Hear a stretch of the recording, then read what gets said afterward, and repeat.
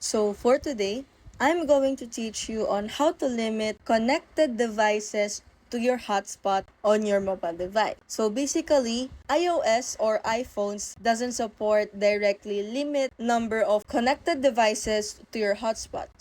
But in Android, you can actually limit your connected devices to your hotspot. So basically, you just have to go to your settings and go to your hotspot and limit of how many devices that you wanted to connect to your hotspot. But in iOS, you could just limit your connected hotspot or connected devices on your hotspot by securing it, by giving it a strong password. Like for example, we are going to go on our cellular and make sure it is turned on. So let's turn on our cellular data.